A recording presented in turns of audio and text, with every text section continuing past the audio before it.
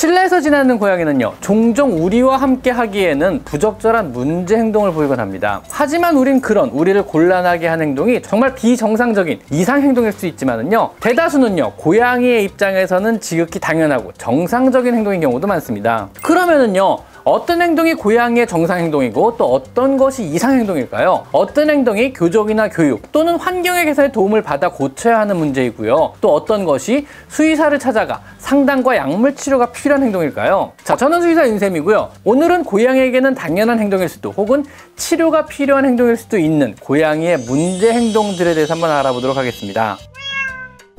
진료를 하다 보면은요, 고양이를 키우는 분들의 행동 문제 상담을 많이 하게 됩니다. 가구를 긁어요, 여기저기 오줌을 넣어요, 고양이들이 서로 너무 싸워요, 제 손을 너무 물어요, 밤에 자꾸 울면서 깨워요 등 많은 문제를 호소하기도 하는데요. 정말 이런 고양이의 행동이 문제 행동이었을까요? 우리의 입장에서는 문제 행동일 수도 있겠지만은요, 고양이 입장에서는요, 사실 정상 행동들에 들어갑니다. 그저 우리와 함께 한 집에서 살아가기에는 부적절한 행동인 것은 사실이나, 그러나 치료가 필요한 이런 문제 행동은 아니란 겁니다. 밖에서 생활하는 고양이의 기본 행동이 실내에서 그대로 나타나서 우리에게 불편을 주는 문제 행동처럼 보이는 것입니다. 이건 마치요, 정글에서 오래 살았던 사람을 다시 현대의 실내에서 함께 살게 되면은요, 우리가 겪게 되는 불편함과 같다고 생각하시면 됩니다. 결국은 그 정글의 야생에서 살던 자연인은요, 현대의 실내 생활에 맞게 양식에 맞추어 적응을 하지 않는다면은요, 둘 다 심각하게 불편함을 느낄 것입니다. 적응의 문제이지 치료의 문제는 아니라는 겁니다.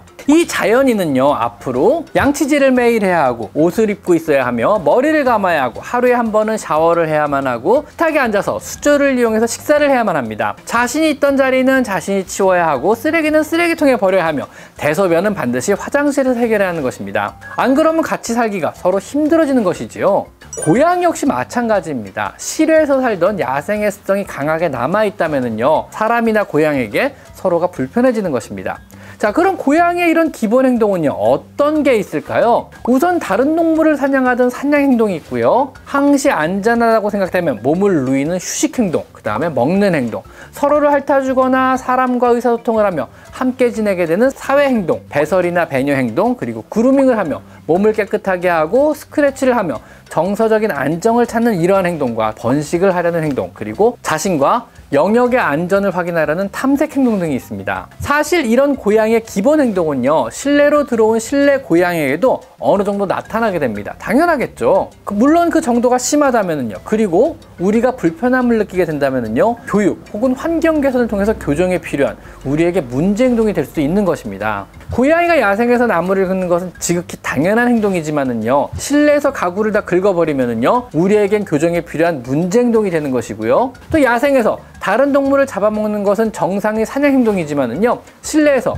쥐나 작은 동물을 잡아서 우리에게 가져다 주는 것은요, 분명히 문제 행동일 수도 있는 것입니다. 이것들은 전부 다 우리가 불편해서 같이 지내기 힘들어지는 이런 행동들에 들어가니까요.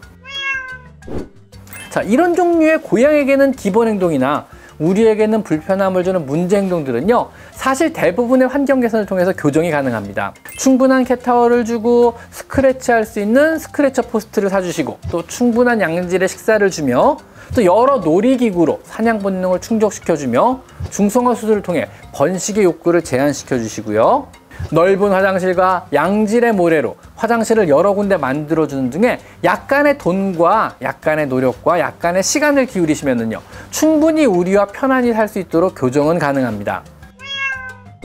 정말 문제 행동은요, 이런 환경 개선, 돈과 노력으로도 해결이 안 되는 고양이의 기본 행동이 아닌 이상 행동에 의한 문제 행동입니다. 즉 실제로 머리가 이상해서 생기는 질병에 의한 행동들입니다. 즉 문제 행동이란 고양이에게 기본 행동이고 우리에게 문제 행동인 것과 또 진짜로 정신적인 혹은 신체적인 몸의 이상에 의해서 나타나는 이상행동인 문제행동이 있는 것입니다. 이상행동, 즉 실제로 아파서 생기는 행동과 우리가 불편해 생기는 이런 문제행동을 구분하지 못한다면요, 현재 내 고양이의 문제행동이 내가 잘못해서, 내가 잘못 키워서, 내가 충분한 환경을 제공해주지 못해서 그런 것인지, 아니면은요 환경과는 상관이 없이 고양이가 치료가 필요한 정신적, 육체적 질병의 상태인지를 모르게 되는 겁니다. 전자라면은요 환경을 개선해야 하고, 후자라면요 방치하지 마시고 고양이의 삶의 질과 또 고통의 개선을 위해서 빠르게 동물병원 원장님께 데려가서 상담과 약물 치료를 받아야만 하는 것입니다.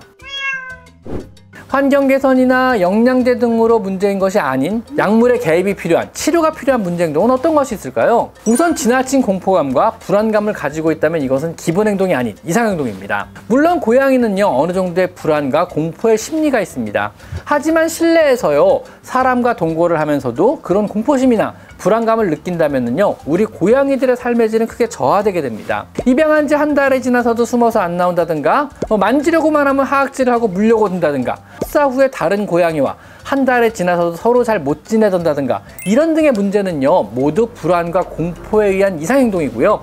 대부분은요, 단순히 적응 실패 이런 문제가 아니고요, 선천적인 뇌의 신경 전달 물질의 부족에 생기는 공포심과 불안을 베이스로 하는 정신질환의 일종입니다.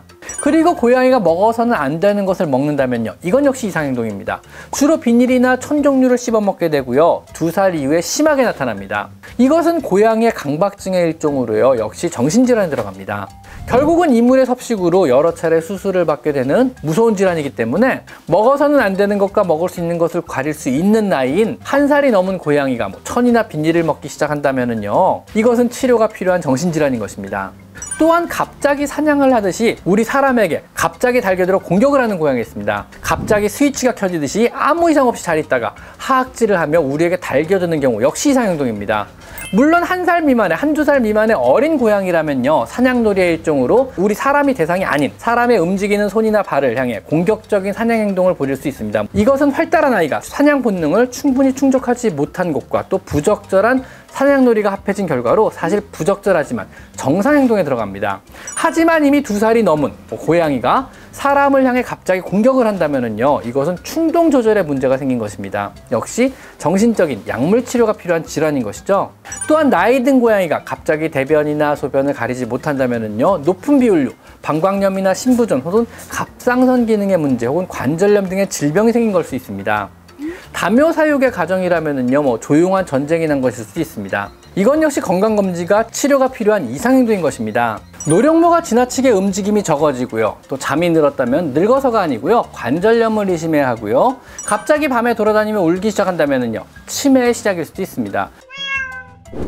이렇듯 우리가 생각하는 문제행동의 범위는 굉장히 넓고요, 이런 문제행동 중에는요, 우리가 조금만 시간과 돈을 들여 개선하면 쉽게 개선되는 것들이 있는 반면에 반드시 수의사와 약물의 도움이 필요한 것들도 있는 것입니다. 혹시 여러분의 고양이가요, 문제행동을 보이고 있다면요, 그것은 꼭 여러분의 잘못이 아닌 질병일 수도 있기 때문에 여러 제 영상들을 한번 잘 보시고요, 꼭 한번 점검해 보시길 바랍니다. 자, 저는 수의사 윤쌤이었고요. 오늘은 고양이의 여러 문제 행동들에 대해서 한번 이야기를 나눠봤습니다. 자, 오늘은 여기까지 마이펫 상담 연수였습니다. 감사합니다.